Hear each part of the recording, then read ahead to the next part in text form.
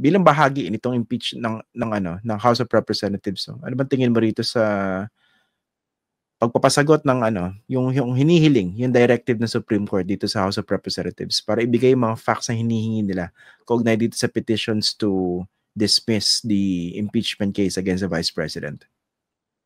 Nabanggit naman na po ng Kongreso na that they will comply, no? At tingin po natin na we will provide all the necessary information relating to the first, second, third, and fourth complaint. Pero katulad po ng binanggit ko na po nung nakaraan, the reckoning impeachment complaint is the fourth impeachment complaint kasi ito po yung nag-comply po doon sa Gutierrez sa Francisco case ng Supreme Court kung saan pinag-usapan ho rito yung mga ano ba ho yung ibig sabihin ng 1-year bar rule, no? So, ang nag-comply lang po na impeachment complaint dito ay wala pong iba kundi pang-apat po na impeachment complaint kasi 215 congressmen, almost 70% of the entire Congress at that time, yung pong pumirma ng impeachment complaint versus Vice President Sara Duterte at ilagak po ito sa House Secretary General for direct transmittal to the Senate of the Philippines. No? So, dahil na-comply po yan, doon po sa araw po na yun, I think Feb 5 po yun, doon po tumitindig ito pong 1-year bar rule. No? So, syempre, ang ini-insist po ng, I think, nakabilahong panig, hindi, ang 1-year bar rule, hindi yung pang-apat na yan. Ang 1-year bar rule ay dun sa una, which is I think around December. No? Pero, December 2 yata or something. Yun yung unang complaints. Pero kailangan natin maglinaw. Ano yung sabi ng Francisco versus House of Representatives? Ano yung sabi ng Gutierrez versus House of Representatives? Ang requirement para mag-set in yung pong 1-year bar rule ay dalawang bagay. So, usapin po ng hindi direct filing to the Senate. Una, may nag-file ng verified complaint. Nangyari po ito sa first, second, and third complaint, no? Pero may isang bagay po na, isang elemento na hindi nangyari. At ano po ito? Ito po yung tinatawag na referral to the House Committee on Justice for action. On the first, second, and third complaint, hindi po nangyari yung requirement po na ito. So, hindi po magkikick in ito pong 1-year bar rule po na binabanggit. So, ibig sabihin, hindi po pwedeng gamitin po ito ni Vice President Sara Duterte para ibasura ito pong pang-apat na impeachment complaint na talaga pong nakalagak na ngayon sa Senado para sa Senate impeachment trial. Yung claim ng mga taga-suporta ng Vice President na hindi raw sinunod mismo ng mga nasa House of Representatives yung sarili nilang rules in terms of the days during which the verified complaints should have been referred to the office of the Speaker and then on to the next stages. Well, sila yung, let them raise it to the Supreme Court. Pero I'm sure the standard of the Supreme Court on the 10-year bar rule is very clear. Was there a verified complaint? Sure. Yes. First, second, and third. Second question, was it referred to the House Committee on Justice for action?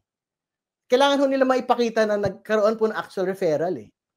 If wala hong actual referral, there is no fact of actual referral, paano mangyayari na na-comply po yung second requirement for the 1-year bar rule to actually kick in? So, yun lang ho yung basic question I think na gagawin po ng Korte Suprema dito. And of course, we appreciate yung Supreme Court dahil yan po yung maliit po na window na ibinibigay po sa kanila para i-review po yung ilang aspeto sa impeachment proceedings ng mga matataas pong opisyal ng gobyerno. Pero in the meantime, dapat tuloy ang impeachment trial sa Senado dahil wala man TRO, hindi ba?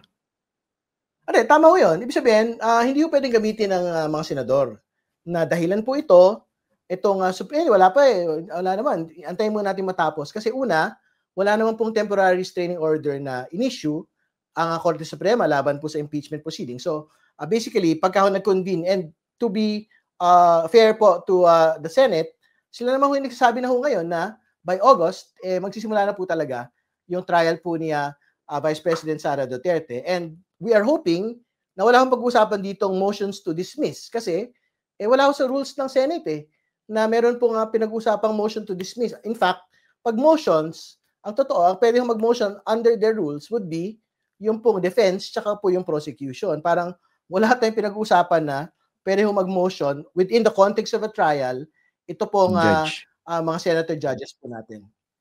Pero never underestimate the creativity of certain senator judges. Nakita natin yan ng June 10, di ba?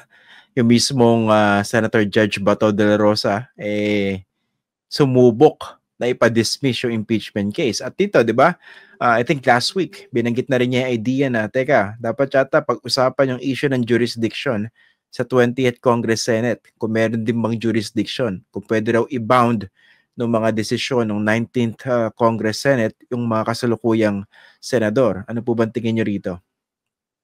Well, si Senate President Cheese naman po mismo yung nagsasabi na talaga hong dapat tumatawid. Kasi continuing body naman po ang Senado.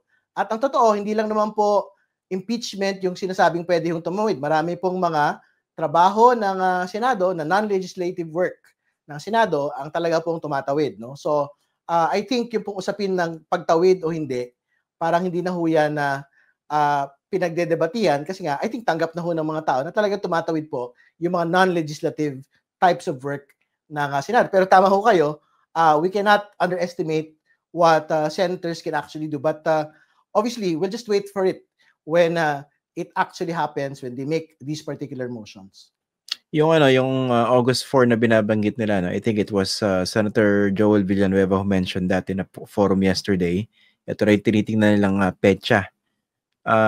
Di ba originally that was supposed to be July 29, right after the SONA? Is that even reasonable na gawin sa August 4 yun? Well, reasonable naman po yung paliwanag ni Senator Joel. Ang sabi niya, syempre, magpapasyahan pa daw po ng mga Senate President at magpoporma pa ho kung sino yung mga liderato ng Senado, ipipinal pa ho yung mga komite. So, I think at this point, looking at good faith din naman po on their side, I think naman ho yung August is, well, it's still late, but I think Congress can work with it.